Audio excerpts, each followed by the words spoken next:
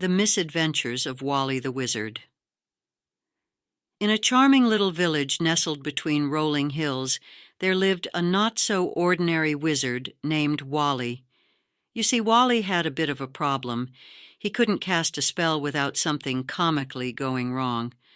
But that didn't stop him from trying to become the greatest wizard in the land.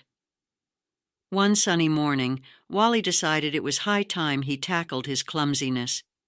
He strolled into the village square, his wizard hat a tad too big, and declared, "Today I shall perform a truly astounding magic trick. Behold!"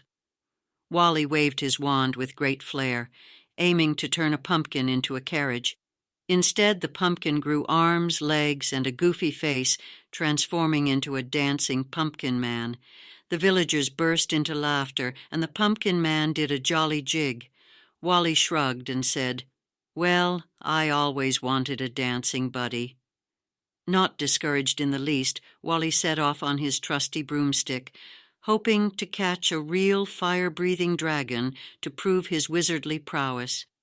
However, when he arrived at the dragon's lair, the dragon wasn't quite what he expected.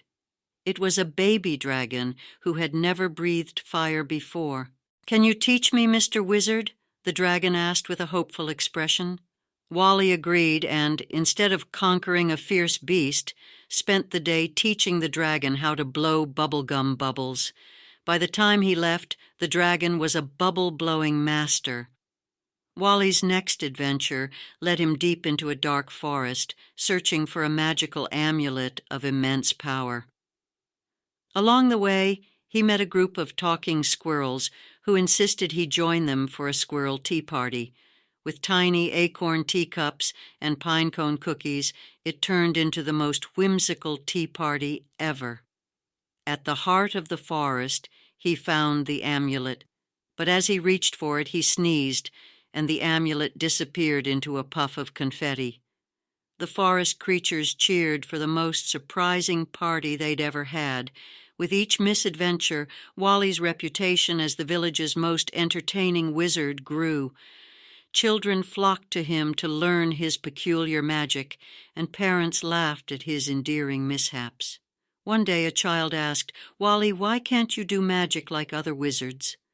Wally grinned and replied, "I do magic my own way, with a dash of humor and a sprinkle of surprise. After all, it's not about the magic, it's about the joy it brings." And so Wally the Wizard, with his big hat and even bigger heart, continued to enchant the village with laughter, showing everyone that sometimes the funniest and most magical adventures happen when things go hilariously wrong.